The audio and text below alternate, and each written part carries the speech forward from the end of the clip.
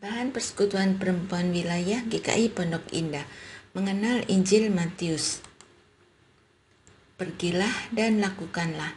Matius 28 ayat 16-20.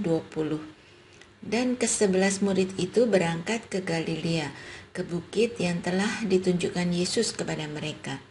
Ketika melihat Dia, mereka menyembahnya, tetapi beberapa orang ragu-ragu.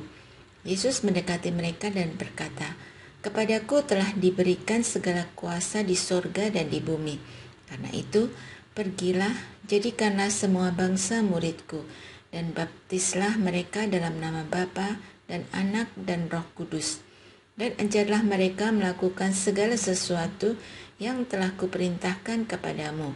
Dan ketahuilah, aku menyertai kamu senantiasa sampai kepada akhir zaman."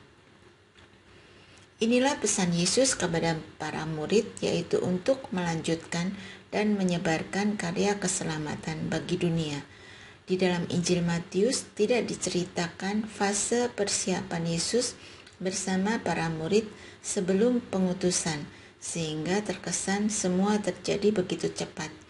Namun jika kita baca dari Injil-Injil lainnya, maka kita akan membaca kelanjutan dari kisah kebangkitan Yesus dengan perjumpaan dan peneguhan Yesus kepada murid-muridnya. Mereka dipersiapkan untuk memasuki babak baru.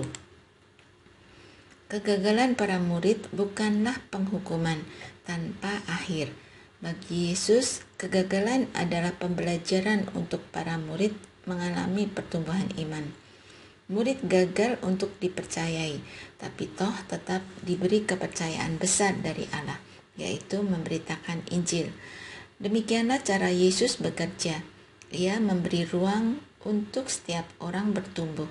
Ia memberi ruang bagi setiap orang yang gagal untuk berproses menjadi lebih baik.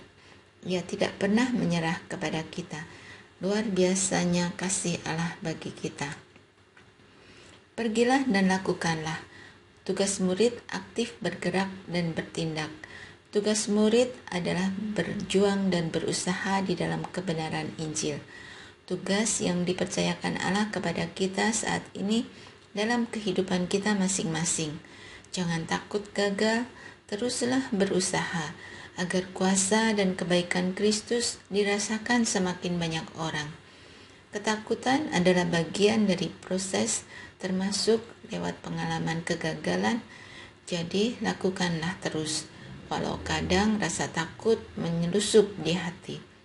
Walau kadang kegagalan mewarnai karya kita. Pergilah dan lakukanlah. Diskusikan. 1. Bagaimana cara saudara melakukan tugas perutusan sebagai murid Yesus? 2.